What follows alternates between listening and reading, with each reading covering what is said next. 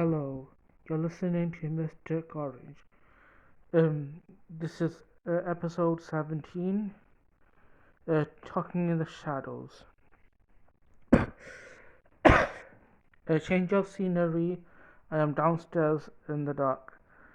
In today's video, I'll be reviewing Winx Club episode 6, Mission to Cloud Tower. Um, so yeah. Uh, um, in the first scene, we see that the tricks, Icy, Darcy, and Stormy find out that the Dragonfire isn't in the ring, so they lose their heads and try to find where the Dragonfire might be. Um, yeah. In the next scene, we have the girls trying to figure out what the ring is about. It's believed that the ring was created the same way the dragon has. So the tricks thought the ring had the dragon fire.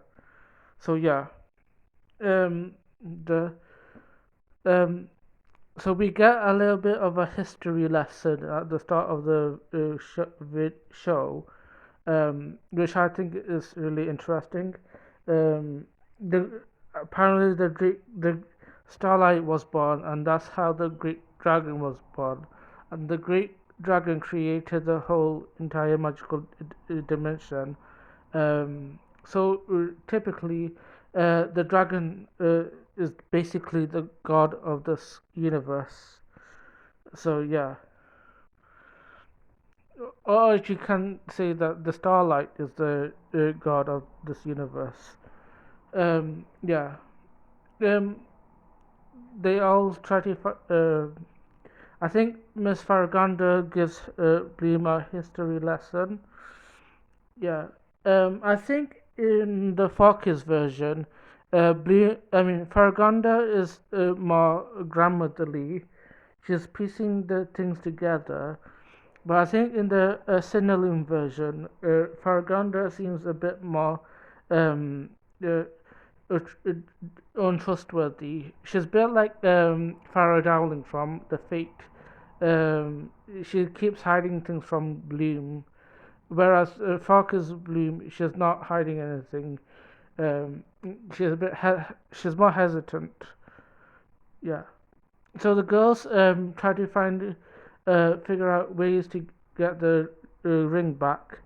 Bloom comes up with the plan. They all try to uh, get to Cloud Tower at midnight, where the tricks are probably asleep or not around.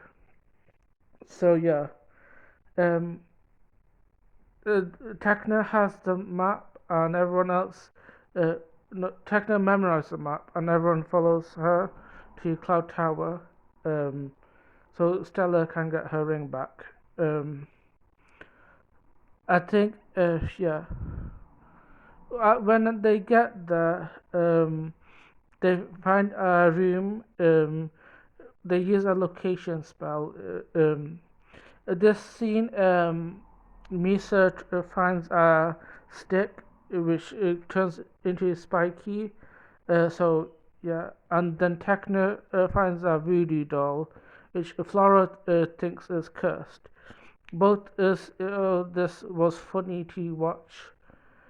So yeah, then Stella finds her ring, and she is ready to go. Um, so yeah, so they find out ways to leave back home. However, Bloom thinks she is all that. You know, thinks she wants to see a library with her name on it. But thank God we have Techno around, because they would uh, like listen to the smart one of the group. You're about to lose time to leave, so um Um, so Bloom leads them to a library, with her with a book with her name on it, um, which I think is Bloom's fault. The main mission of this whole thing is to get the ring back. Why are we looking for a book with her name on it? This wasn't the mission. She should have done that in another time, you know. So thank God we had someone saying it, uh, I love Bloom, but sometimes her when she makes a decision, it's not always right. I think sometimes Techno is right about Bloom. Like in the past episode, in the previous episode, Bloom seems to think like she knows everything, and they always have to follow her. Anyways, they get in trouble by Griffin. I think Griffin is just cool. She just haunts the girls, and with the book and stuff. They all try to leave, but uh, Griffin blocks the door. Um, they all try to burst out, and yeah, they manage to burst out. Um, in the next scene, some spiders come crawling in, which is pretty gross, if you ask me. Apparently, in the Falkers version, the spiders came into Misa's friend's castle, and she never got to see her again, which I thought it was really creepy to hear. I mean, Misa doesn't have her mother, but she also lost a friend. So, in the Falkers version, it's pretty. Misa's going through some hard time. Anyways, they all transform and create a magical dome. It they the dome tries to protect them from the spiders, but it doesn't work. Then we get a great scene from our girl Flora, who creates like an anteater, which eats all the spiders, which I think is the one of the incredible scene. Flora just coming through with her animal instincts. So yeah, shout out to Flora and Techno coming through in this episode. Anyway, they all try to. Then the most spiders turn into the slime monster, and they try to run away from that. So the girls are having so many problems this episode. So when they get cornered by the slime monster, they use their first ever convergence. I mean, it's not technically convergence, but it's kind of similar. Similar effect. They're not combining their powers, but um, they're using their powers at once. And this scene is really cool. They all hide behind Techno with her a massive shield, which I think that scene is iconic. Both Flora getting an anteater and that the scene where Techno creates a shield where people hide behind her. Both of these are iconic. Yeah. Uh, then when the slime monster is defeated, um, Stella finds a locked door. It's already locked, but our girl Techna, she just barges in like she's our girl boss.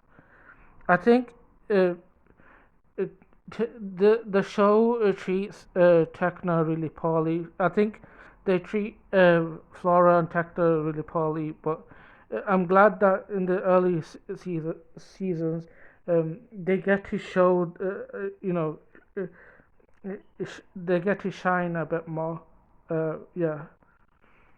I think all three of the minor girls, Misa, Flora, and Techno, they get shafted into minor roles.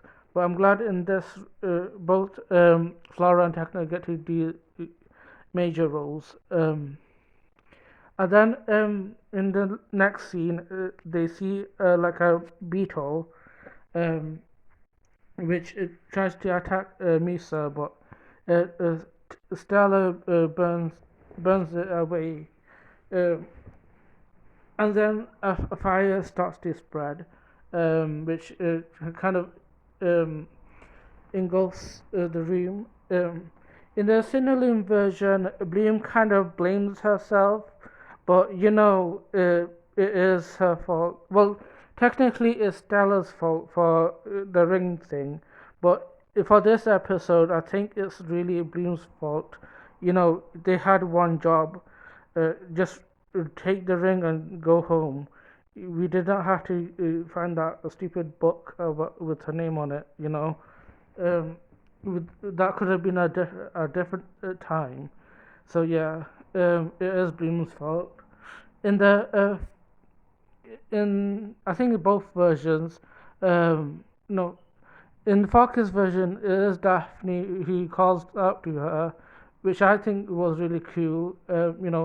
She leads the Bloom to this like portal, and the girls all jump out of the portal. Yeah, so they all fall down. Flora almost gets caught in the fire, which the show loves torturing Flora.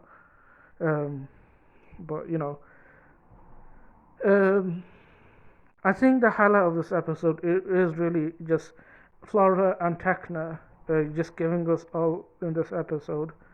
Okay, so then I think we get to see the girls coming back home. I think one of this scene is shown in the Farkis promo video. It's just Bloom explaining the show for the Farkis dub. Um, so yeah, if you want to know more about Farkis dub, I would recommend listening to the Winx Club Forever podcast and Unicorn of War. Both of those two YouTubers have more depth knowledge about Farkis.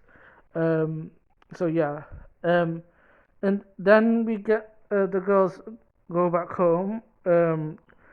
They they all get halted by Griselda, and they get in trouble because they sneaked into Althea without punishment.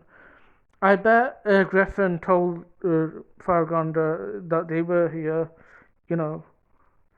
So yeah, the girls are in trouble thanks to Bloom.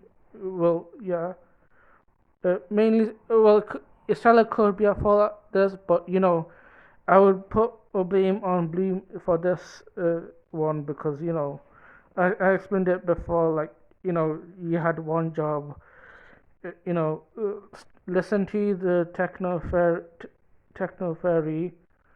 You know, um, I think it's like in any show, really. You know, they never listen to the uh, smart character. Like in Sailor Moon, they never listen to uh, uh, Sailor Mercury, and in yeah, and then well yeah, the girls get in trouble, and the Miss Falcon takes away their powers. At the end, Bloom kind of ponders that the tricks might be after them next. So yeah. Overall, this whole episode was fun to watch. This, even though there are still flaws like uh, everything that Bloom did in this episode, this episode is really fun with all its creepy lore and Cloud Tower adventure. We get to see a Cloud Tower for the first time. So yeah, that's it for today for this episode. Thank you for watching. Uh, like, share, and subscribe. And yeah, goodbye.